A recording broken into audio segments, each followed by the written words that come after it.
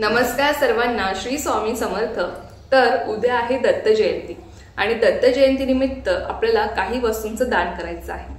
हे दान आपलं गुरुबळ मजबूत होण्यासाठी आपल्याला करायचं आहे। बघा, जर आपला गुरुग्रह स्ट्रॉंग असेल, आपलं गुरुबळ जर मजबूत असेल तर आपल्याला आयुष्यामध्ये कधी अपयश येत नाही, कधी कुठल्या कामात आपल्याला अपयश येत नाही किंवा जी काही कामे आपली रखडलेली आहेत ती मार्गी लागतात।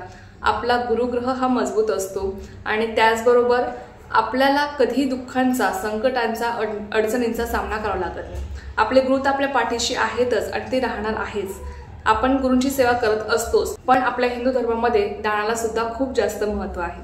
त्यामुळे आपल्याकडनं आपल्या यथाशक्तीने आपल्याला जमेल तसं दान आपल्याला करायचं आहे। तर दान कोणत्या वस्तूचं करायचं आहे ते बघा।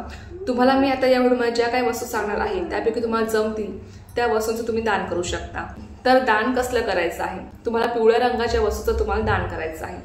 आता पिवळ्या रंगाच्या वस्तूचंच दान का करायचं आहे? पिवळ्या रंगाचा संबंध हा आपल्या गुरूंशी येत असतो, त्यामुळे तुम्हाला पिवळ्या रंगाच्या वस्तूचं दान करायचं आहे। जसं की बघा, मी तुम्हाला एक उदाहरण सांगते। तुम्ही पिवळी मिठाई दान करू शकता, तुम्ही पिवळ्या कलरचे वस्त्र तुम्ही दान करू शकता, त्यानंतर तुम्ही बेसनाचे लाडू तुम्ही दान करू शकता, वाटू शकता ज्यांना त्याची गरज आहे। सत्पात्री दान आपल्याला करायचं आहे। अशा गरजू लोकांना आपल्याला दान करायचं आहे।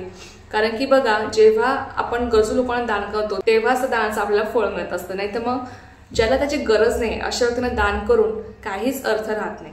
समोरच्या व्यक्तीला पण त्याची किंमत नसते आणि आपल्या दानाला पण काहीच अर्थ नसतो। म्हणून ज्याला खरंच त्याची गरज आहे अशा व्यक्तींना आपल्याला दान करायचं आहे। त्यानंतर तुम्ही हरभऱ्याची डाळ तुम्ही दान करू शकता, त्यानंतर तुम्ही केळी दान करू शकता। तुमच्या यथाशक्तीने तुम्ही एका व्यक्तीला द्या, 2 व्यक्तीला द्या, 3 व्यक्तीला द्या, तुमच्या यथाशक्तीने तुम्हाला दान करायचं आहे। बघा, तर ह्या ज्या काही वस्तू आहेत त्या तुम्ही दान करू शकता। बघा, मी तुम्हाला हे उदाहरण सांगितलं, तुम्ही तुमच्या यथाशक्तीनुसार तुम्हाला जमेल त्या वस्तू तुम्ही दान करू शकता।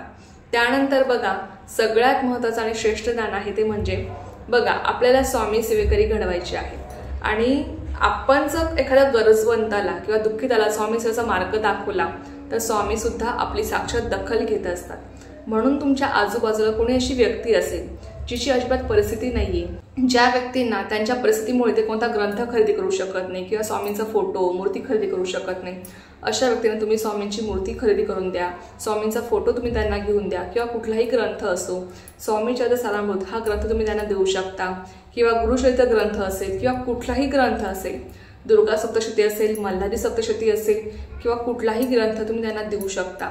जेणेकरून काय होईल की त्यांच्याकडनं पण सेवा घडेल, त्यांना पण त्या सेवेचं फळ मिळेल, पण त्याचबरोबर आपल्याला सुद्धा त्या सेवेचं कुठेतरी पुण्यफळ मिळत असतं आणि स्वामी सुद्धा आपली साक्षात दखल घेत असतात। स्वामीला माहीत आहे की माझ्या या भक्ताने अशा व्यक्तीला स्वामी सेवेचा मार्ग दाखवला आहे, त्याला आपल्या चरणांजवळ आणलेला आहे।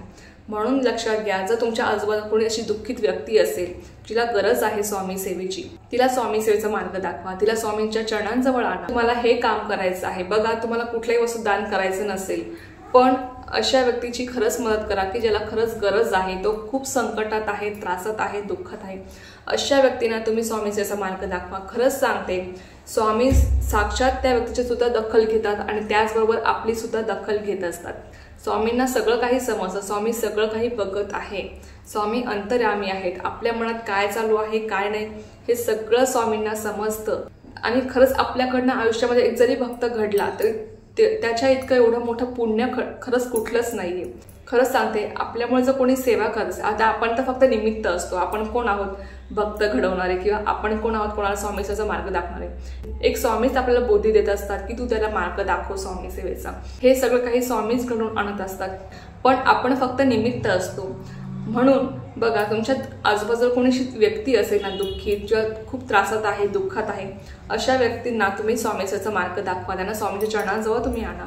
खरंच सांगते, त्या व्यक्तीचं पण आयुष्य सुधारतं आणि त्याचबरोबर आपलं सुद्धा खूप आयुष्य उजळत जातं आणि ही सुद्धा आपली एक खूप मोठी स्वामी सेवा आहे जिचं फळ आपल्याला आयुष्यभर मिळत राहतं। लक्षात घ्या। तर चला, ही एक खूप छोटीशी पण तितकीच महत्त्वाची माहिती होती जी मला सोबत शेअर करायची होती। तर झालेली सेवा मी स्वामींच्याकडे रुजू करते आणि आजचा व्हिडिओ इथेच थांबवते। तुम्हाला जी माहिती आवडली असेल तर व्हिडिओला लाईक, शेअर, सबस्क्राईब करायला विसरू नका। पुन्हा भेटूया अशाच एखाद्या व्हिडिओ सोबत किंवा नवीन सोबत। तोपर्यंत सर्वांना श्री स्वामी समर्थ। जय जय स्वामी समर्थ।